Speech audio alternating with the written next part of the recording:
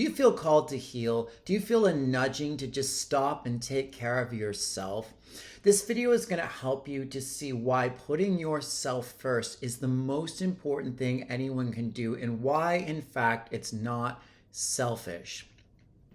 My name's Adam. Welcome back to my YouTube channel. I'm a divine freedom and clarity coach. I help people get freedom in their lives on all levels, and I help them get clarity as far as what the bigger picture is in terms of what's going on within themselves and the world. Now, something I've been hearing a lot lately from many different people is this call to just take care of themselves, this call to heal their stuff. This has been going on for a number of years now, but it seems to be getting stronger and stronger. This is going to be, I think, a relatively short video, but what I want to cover is this concept of putting yourself first and why it is the most important thing you can do. I saw somebody post something on Facebook the other day, and it said something to the extent of the New Age movement is the most self-centered movement. All this follow your bliss and your love stuff and, putting yourself before others stuff is just selfish and narcissistic. And I just wanted to tear it to shreds, which of course I didn't.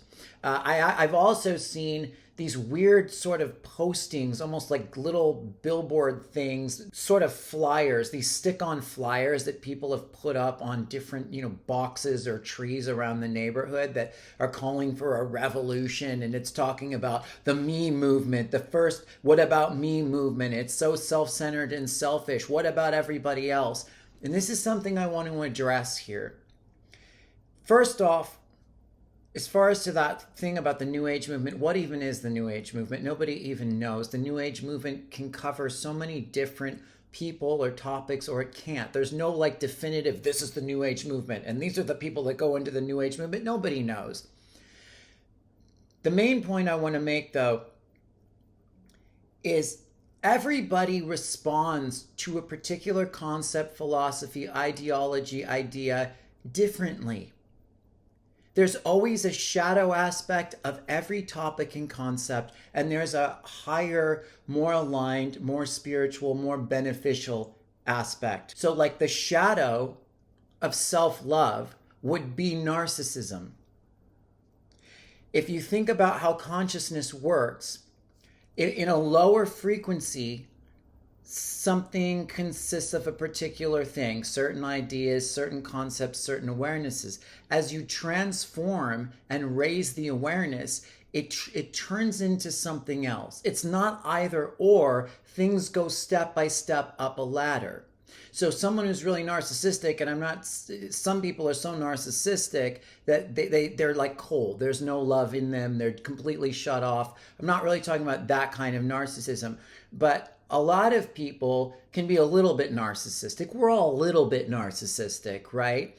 But as you begin to give love to yourself, you turn the narcissism into something more loving. Narcissism is just an attempt at loving yourself. It's just kind of a disconnected, separation-based attempt. So when it comes to putting yourself first, that doesn't mean at the expense of everybody else, or that you're going to become a self-centered douchebag, who doesn't care about anyone. And if someone's bleeding in the middle of the street, you're just like, whatever, fuck you, I'm putting myself first, walking right over this fucking dying body. That's not what it means. It could mean that for some people, but that's because they're not coming from a balanced perspective about putting yourself first. Putting others in front of you at the expense of yourself is awful. It's pure trauma. People get walked all over that way. So it's not really one or the other. There's no ultimate distinction in consciousness between self and other. It's all interconnected. Okay? Self and other are the same consciousness. So if you're only focused on the other, and you're not focused on yourself, you're in separation. If you're only focused on yourself all the time and you have no concern for anybody else, you're in separation there too, and that becomes a problem. The key, though, is when you begin to heal and you begin to come into more of a spiritual awareness, more of an interconnected awareness, more of a self-loving, interconnected space, by default, when in doubt, you have to give to yourself first. It's like, is it this or this? Well, sometimes it's this, sometimes it's this. When you're not sure, and where the default lies is to you, because otherwise you run yourself ragged, you burn yourself out, you don't know where your boundaries are, you give everything you have away to other people, there's nothing left for you, and then you have nothing left to offer anyone anyway. When you start to heal yourself, when you start to prioritize yourself in an aligned way, you get better and better and stronger, and you have more to give to other people, but you also understand when to say no. You also understand discernment, because sometimes what you think someone needs, they don't need. Sometimes it is aligned and it is balanced for you to be there for somebody or help them move. Sometimes it's better for them if you say no, because there's a lesson that they need to learn about not being so dependent on other people.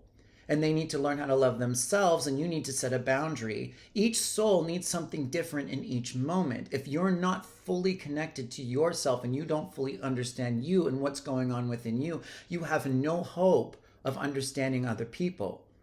We understand the reflection of what we understand about ourselves, because we're ultimately all one consciousness. So the main point of this video is just to reaffirm that if you're feeling a call to put yourself first, if you're feeling a call to heal, it's not self-centered. Some people will be like, yes, we need to be selfish in this way. I wouldn't even call it selfish. I just call it loving.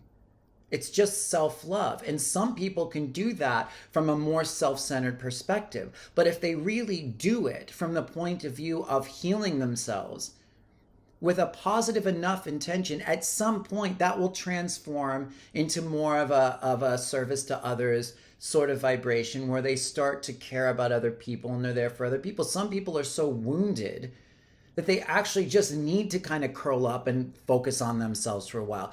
It's different for everyone. Nobody can tell anyone else what they really need.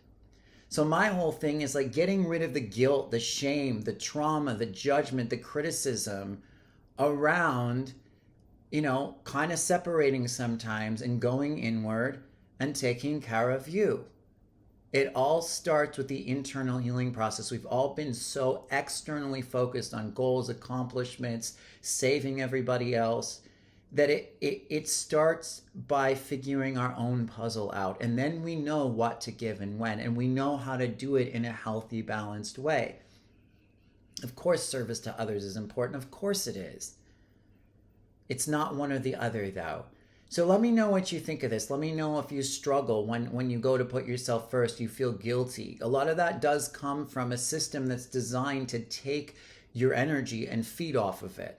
And then it kind of guilt trips you into putting others first at the expense of yourself, so that you can give all your energy and power away. And again, let me know what you think. Let me know if you have any revelations, breakthroughs, concerns. I have a free energy clearing listed in the description below that you can download. Please like and subscribe to the channel. Other than that, thank you very much. I appreciate you all a lot. Until next time, peace.